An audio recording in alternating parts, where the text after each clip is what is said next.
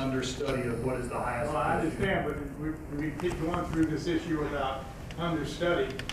To me, it means that it's understudy to be a park. It's been understudy for 10 years. Yeah. It's understudy to be Right now, determined. There's an archaeological review being done, which I assume would be considered a study, and the American Planning Association is doing a study, so there's two studies going on. No, the American Planning Association is not doing a study right now. They're not doing it. No. We're not prohibiting No, we that haven't either. started that study. Okay. We're not stopping anything. And didn't we say earlier that the land use should match the zoning typically in a comp plan? Yes. But that's not always the case. And right now, the designation is understudy, which means the land use, as far as the comprehensive plan is concerned, has not been determined. And what I said before regarding your question is that you determine the land use, and then the zoning should be compatible with the land use. I wasn't suggesting, the land use is the first determination, and then the zoning should be consistent. So just, if the land is maintained as park, and then it would still fall under the purview of Parks and Recreation, correct? And at that point, if there is, maybe if it's through Parks and Rec, a recommendation to add, not residential, but some type of element to that land to enhance it, to provide better value to its purpose. Some of the people in Where- like Huntington or. Right, so I guess my question is, what channel would that go through? Would it have to go back? Would we have to be motion to put it under study in order to It do that? wouldn't, that wouldn't impact the land use at all. Okay, that was my question. Because there's been a lot of comment, exactly how does it become used if it stays park? There's lots of running of kayaks or having, like, somebody compared it to First Landing or somebody compared it to Huntington. Those are all park uses. Right. Schools? I did prepare a kind of long thing because I was going to make the same motion that was Sorry. made. I'm glad you did that, and I was happy to second it. But I looked at it as page by page going through what I had, the copy of the comprehensive plan that I had, because I did not have the most current copy available. And page 11, first thing it says, it's a legal document. State code requires land use components on the document. So to me, one of the most important things was getting the land use on that property. Page 11, it also starts out with, I would assume the Planning Commission, because we're putting this forward, we added a layer of additional participation called the Comprehensive Plan Citizen Advisory Committee, which is an oversight committee to make sure that what we were doing was correct and was what the people wanted. I was on that from the beginning, went to as many of them as I could, and I know from the very beginning, the first question Mr. Lemon made was, what are these red marks? And what do they mean? How they got there, why they're there, I don't know, it doesn't matter to me.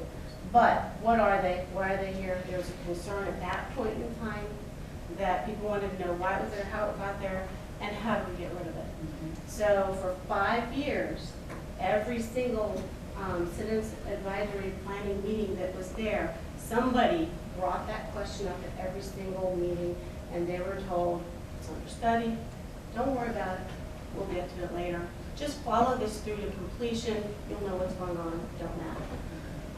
They've come. They want to get rid of the stripes that say under study. We added an additional layer of oversight, the Comprehensive Plan Citizen Advisory Committee, and they want it changed. I think we should listen to them. Page 13, there was hundreds of citizens worked tirelessly, the words in here. So our comprehensive plan is bragging on the fact that the citizens were involved in this comprehensive plan from the beginning, 5 years of planning, to the end, all the way through. Hundreds of citizens worked tirelessly, page 13. Page 15, we had a citizen survey. We hired people to do a survey. We sent it out. We did a citizen survey to find out what the citizens wanted. Page 17, it describes the citizens advisory participation, a 28-person group that met to assist in the development Doesn't want to read out of here. Assist in the development of goals and the vision for Newport News. Review the draft, provide feedback. They've done that. Many of them are here, they brought their friends. The last meeting, they were hosting the meeting during our public review. There were individuals there, and then present the final plan to Planning Commission. I was surprised that all 28 of those people were not there. I don't know if they didn't get an invitation, why they weren't there. Maybe they were all invited. I know I did not get a particular invitation as a comprehensive plan person to come and present it to the Planning Commission. I was there as a Planning Commission. Page 17, summary of citizen input would be in Appendix B. I haven't had a chance to read it because I was just shown Appendix B today. So I don't know what the input was. I don't know how much of that talks about whether they want to park. On page 25, the SWOT analysis, which is Appendix C. I don't know that we have an Appendix C, but it was also public input. Haven't seen it, don't know if it got included. Don't know if it talks about whether the stakeholders wanted quality of life. Because the stakeholders being the businesses that are forming in Newport News, quality of life is being able to get to the green space. Without the green space, you don't have quality of life. Your big businesses aren't going to come here because their people can't go out to the park and eat their lunch. They can't go out to the park on the weekend. They don't have quality of life. You're not going to get the big companies. Page 52, there's a sustainability city map that's in my copy. It shows the park space and the area, for that whole area, talking about a sustainable city park, shows all of the park space at Riverview Farm as park, designated green as park. There's no stripes on that map to show that it's not designated as a park. If you go out to Newport News website and you type in Riverview Farm Park, there's a map there. That map is green. There's no stripes on it. Page 52, Page 112, it talks about the Deep Creek Master Plan, which was done in 1990. And from that master plan, the Riverview Farm Park Plan was born. And just from September to July 91, a park plan was put together. It was with a bunch of citizens. They were tasked by the city council, by the master park plan to come up with a park plan, and they did. They knew they would have to wait, and the reason they did it, because they had noticed development pressure was mounting. Back in the 1980s, development pressure was mounting. That's when we had a lot of land, and the pressure was mounting. Patrick Henry Mall was built in 1987. So between 1980 and now, more development pressure has mounted. It's the last little piece of parkland, other than the big city park at Newport News, that we've got available. Now in 2018, development pressure is still mounting. The same people who are alive today, I will say, are fighting to keep the space. I know there are other members of those committees who worked on the Deep Creek Plan, the Riverview Farm Park Plan, that are not alive today to come and talk about the plan because they've died over the past 25 years. There's other people that are in their 90s. They can't drive. They can't be here. And they had a voice back then. They developed a plan for people my age. I'm 55 now, and some people were making that plan. You know, I'm in their position now to say, green space is necessary. We need to save this. We need to fight against any kind of development pressure and keep that plan. Page 139, the draft plan says, I think we read it before, significant support to add the city farm to the Riverview Farm Park. It says to add the city farm to the Riverview Farm Park plan.